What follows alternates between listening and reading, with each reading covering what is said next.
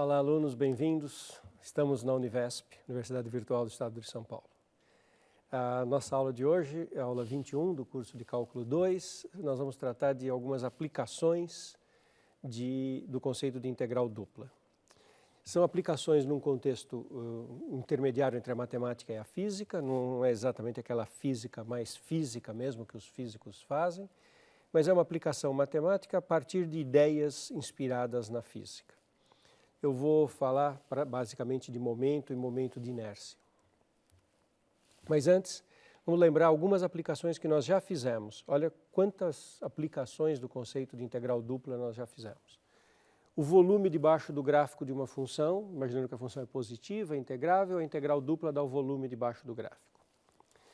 Imaginando que ela é uma placa com uma distribuição de massa, uma densidade, a integral da densidade dá a massa. Uma coisa interessante é que se eu fizer a integral da função constante igual a 1, dá a área. Imagine uma placa, coloque a altura constante igual a 1, a priori a integral daria o volume. Mas o que é o volume de um sólido de altura constante igual a 1? Ele é medido em unidades de volume, mas o número, o valor numérico, é o valor igual da área da base, porque o volume tem a ver com a área da base vezes a altura. Se a altura é constante igual a 1, numericamente essa integral coincide com a área. Então também nós já fizemos cálculo de área. Agora eu vou falar um pouquinho de momento. Momento é uma ideia que vem da física. A ideia da alavanca. Todos vocês devem ter ouvido falar do Arquimedes, né? Atribuído ao Arquimedes a frase: dê-me uma alavanca, um ponto de apoio, eu moverei o mundo. Você tendo uma alavanca, um ponto de apoio, você consegue fazer força e muitas vezes mover objetos que têm uma massa muito grande, fazendo uma força não tão grande. E isso está ligado à ideia de momento, e isso funciona de que maneira? A eficiência do que eu estou fazendo depende do tamanho da minha alavanca. Quanto maior a alavanca, mais eficiente é o movimento que eu faço e da força que eu consigo aplicar. Então, se eu conseguir fazer uma força muito grande, isso é eficiente. E se eu tiver uma alavanca muito grande, a força pode ser menor, que eu consigo a mesma eficiência. Essencialmente, nós estamos falando do produto da intensidade da força pela distância. Esse conceito, os matemáticos depuram e abstraem algumas coisas e fazem o conceito de momento. Eu vou falar de momento de uma placa em relação a um eixo, mas deixa eu recordar para vocês uma situação mais simples. Você tem uma coisa linear, uma linha, como se fosse uma haste, com algumas massas colocadas em alguns pontos. A situação mais simples, imagina uma haste ideal e algumas massas colocadas em alguns pontos. Eu consigo calcular o momento em relação ao ponto x0. Fixa um ponto x0, não precisa ser o centro da placa, pode ser, por exemplo, onde está meu dedo agora. Calcular o momento desta haste em relação a este ponto, tendo algumas massas colocadas em alguns lugares. A gente faz o seguinte, a gente pega cada massa e multiplica pela distância, posição da massa menos a posição x0. Cada massa vai fazer uma alavanca que depende da sua intensidade vezes a distância. Na verdade, originalmente na física, o conceito que entra é o conceito de força. E para ser força aqui, eu precisaria pegar massa vezes a gravidade, para dar força a peso. Mas como a gravidade vai ser constante para todo mundo, eu não estou jogando numa situação que eu tenho uma intensidade de força feita voluntariamente. É a força que vem da massa, força-peso. Eu posso eliminar a gravidade, então muitos matemáticos chamam isso de momento de massa, sem colocar a gravidade, sem colocar força verdadeiramente, colocando apenas massa. Então, massa vezes o braço, que está aqui. E a somatória disso tudo é o momento. O que é interessante observar é que essa subtração ela é com sinal, podendo ser positiva ou negativa. Esse M1 vai contribuir com uma intensidade aqui, com uma grandeza aqui, que vai ter o x1 menos x0 e vai ser negativo, porque o x1 é menor que o x0. Vai entrar com sinal de menos aqui. Esse M2, o x2 menos x0 é positivo, ele vai entrar com sinal de mais. Então, algumas massas que estão de um lado, do lado direito do x0, entram com mais, as que estão do lado esquerdo entram com menos, e essa somatória tem uma compensação. E eu não sei a priori se isso vai ser positivo, negativo ou nulo. E o que o momento mede? Se ele der nulo, ele vai dizer que essa situação ficou em equilíbrio, que essa haste está equilibrada nesse ponto x0, que nós podemos soltar essa haste que ela está equilibrada. Se ele der positivo no meu exemplo, significa que ele vai rodar no sentido horário, porque tem mais massa fazendo as suas alavancas do lado direito. Então ele vai rodar num sentido. Se der negativo, significa que vai rodar no outro. Esta ideia eu vou estender para 2 dimensões. Então eu vou tentar fazer o movimento de uma placa não homogênea, que tenha uma distribuição de densidade aqui, uma distribuição de massa, uma densidade. Eu vou escolher e eu vou fazer um momento em relação a um eixo. Por exemplo, fazer o momento daquela placa em relação a um eixo, que no meu exemplo aqui eu peguei o x igual a 1 só para ilustrar, mas eu pego um eixo e eu quero calcular o momento em relação a ele, daquela placa com aquela densidade que ela tem. Como que eu faço isso quando eu estou com várias variáveis e uma distribuição de massa contínua? A ideia é inspirada no que eu falei no exemplo anterior, quando eu tinha massas isoladas numa haste. Só que agora eu tenho uma distribuição contínua de massa. Então eu vou fazer a seguinte montagem. Olha que coisa bonita e como se conecta com o que a gente estudou. Eu pego a minha região, faço uma partição. Indiquei aqui um pequeno retângulo da partição, mas eu faço partição no domínio inteiro. Aí em cada retângulo da partição eu escolho um ponto. Em cada retângulo eu escolho um ponto. Esse ponto vou indicar por x, y, i. E aí eu olho a distância deste ponto até a minha haste. E aí eu faço a seguinte observação. A distribuição de massa, a densidade, ela varia continuamente. Então, numa região pequena, ela varia pouco. Eu posso imaginar que a massa está toda concentrada naquele ponto e que tudo se passa como se o braço fosse essa distância. E aí aquela regiãozinha contribui para o momento com aquela massa vezes o braço, que é a distância daquele ponto até o eixo. É exatamente a mesma ideia que eu fiz em uma dimensão com massas isoladas. A massa, eu posso imaginar que é a densidade vezes a área. É aproximado, porque minha placa não é homogênea, não é constante a densidade. Mas quando eu faço partição, regiões pequenas, a variabilidade da densidade é pequena, eu posso ter um bom estimador, imaginando a densidade naquele ponto vezes aquela área. E essa estimativa é tanto melhor quanto menor for o diâmetro da partição. Isso leva os matemáticos a definirem o momento daquela placa em relação àquele eixo, como sendo o limite desta soma, densidade nos pontos, braço, área. Sendo que densidade vezes área está me fazendo o papel aqui da massa. E aqui está o braço. E se eu colocar o G constante, vira força no sentido mais clássico da física.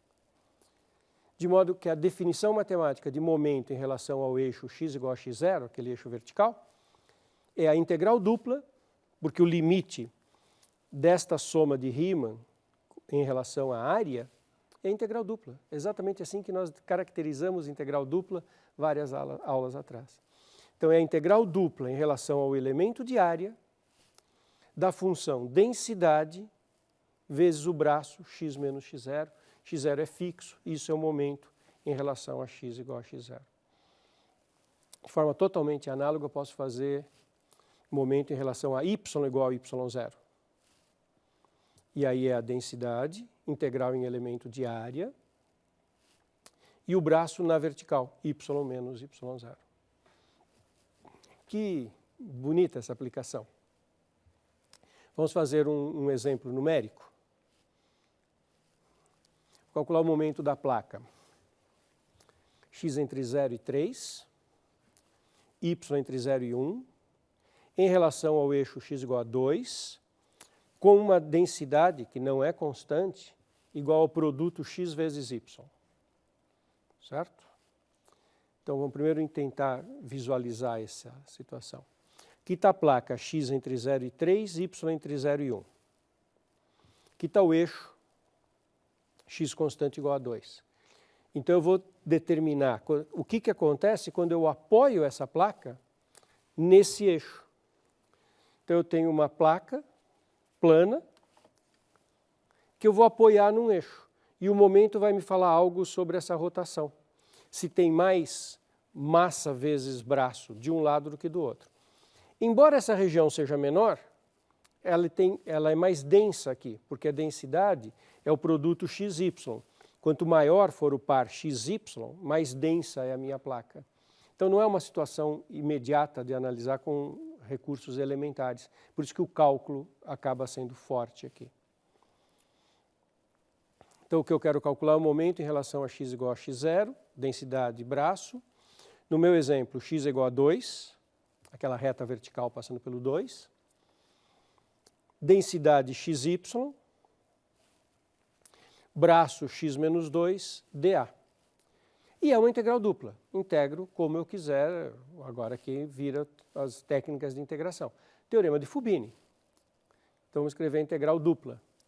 Integral de 0 a 3 dx, o x está variando de 0 a 3, y variando de 0 a 1.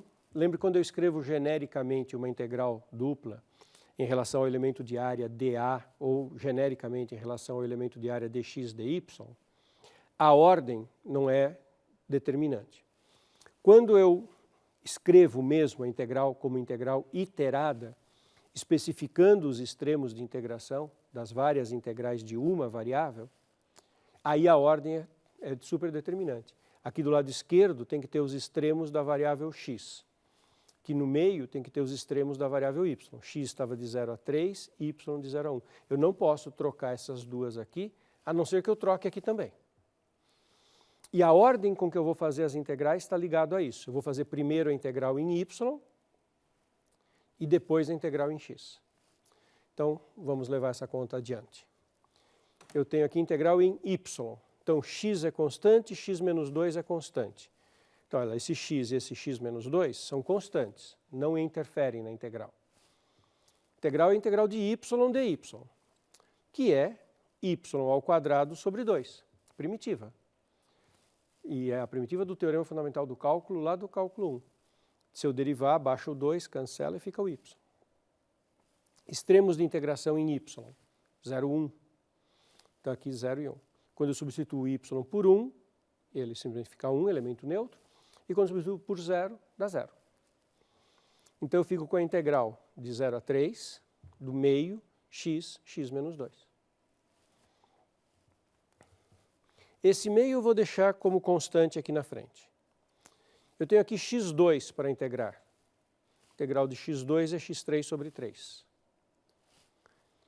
E eu tenho aqui x com menos 2, menos 2x.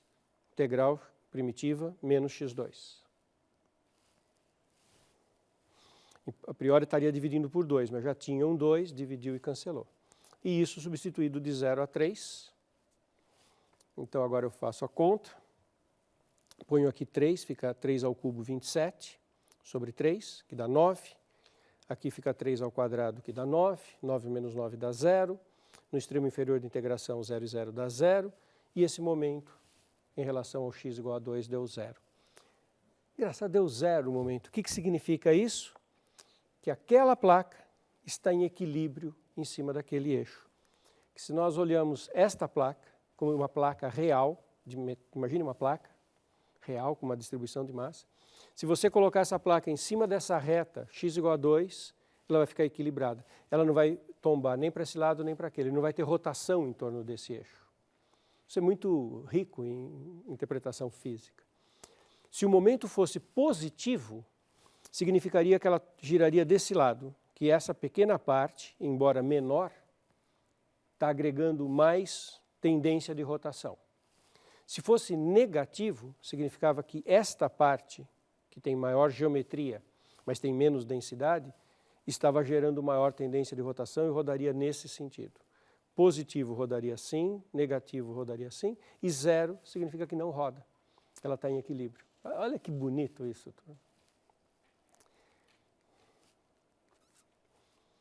Um outro conceito ligado a isso é o momento de inércia.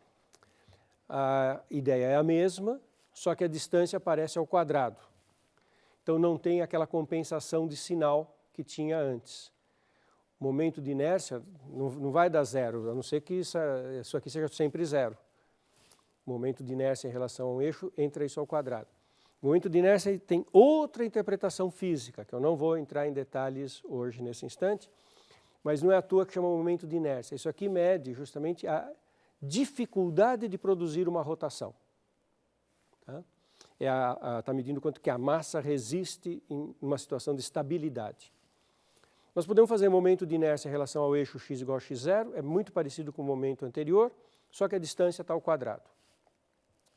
Podemos fazer momento de inércia em relação ao eixo y igual a y0, mesma ideia, distância ao quadrado. E também se fala em momento de inércia em relação a um ponto. Em momento de inércia em relação a um ponto, a mesma coisa, a densidade vezes a área está sempre dando a massa. E a distância aparece ao quadrado, o braço aparece ao quadrado, distância do ponto xy até o ponto x0, y0. Isso também posso escrever assim, integral dupla, densidade, integral dupla em relação à área, lembre-se que área e densidade estão dando a massa, poderia pôr o g aqui para virar força, por a gravidade, e a distância de um ponto genérico xy ao ponto x0, y0, diferença em x ao quadrado, diferença em y ao quadrado, como é distância ao quadrado, a raiz quadrada sumiu. Isso chama momento de inércia em relação a um ponto. Então, vou mostrar o momento de inércia em relação à placa x igual a 0,3, y igual a 0,1, aquela mesma placa anterior, em relação à origem, com a densidade dada pelo produto xy. Integral, o momento de inércia é integral dupla, densidade e distância ao quadrado. Para o nosso exemplo, o momento de inércia em relação a 0, 0, a nossa densidade é xy, x0, y0 é 0, então x2, y2. E agora virou um problema de Fubini. Tenho que colocar os extremos de integração, 0,3 e x do lado de lá, agora está amarrado o x com o 0,3, y amarrado com o 0,1, e o meu integrando x3y, xy3, que é o resultado de fazer a distributiva nessa fórmula. yx3 e xy3. yx3, xy3. Primeira integração em y, x3 constante, y2 sobre 2, y3, y4 sobre 4, 0, 1. No 1 o y some, no 0 some tudo, fica a integral em x de 0 a 3, de meio x3 e 1/4 x. Integral de 0 a 3, de meio x3 e 1/4 de x. Primitiva de x3 sobre 2 fica x² sobre 4, já tenho 2, x² sobre 8. Aqui 1/4 de x, x ao quadrado, divide por 2, já era 1/4, fica 1/8. E isso está de 0 a 3. Teorema fundamental do cálculo. x² x ao quadrado 9, ao cubo 27, a quarta 81. 81 oitavos, ao quadrado 9, 9 oitavos, essa soma dá 90 oitavos, que é o momento de inércia desta placa em relação à origem com essa densidade. Esses conceitos de momentos vão aparecer nas disciplinas de física ao longo do curso de vocês. E isso vai aparecer também, numa próxima aula nossa, como mais uma aplicação de integral dupla, que é o conceito de centro de gravidade. Isso a gente vai explorar uma aula mais para frente. E o que é o centro de gravidade? É justamente o ponto onde equilibra todos esses momentos, fazendo com que a placa não se mova se nós apoiarmos no centro de gravidade. O centro de gravidade é um conceito muito importante dentro da geometria e da física. E com integrais duplas a gente faz uma ligação entre esse aspecto mais geométrico, digamos mais matemático, e o aspecto mais físico, mais mecânico. É muito bonito esse exemplo, né? É mais uma aplicação de integral dupla importantíssima na continuação dos estudos de vocês.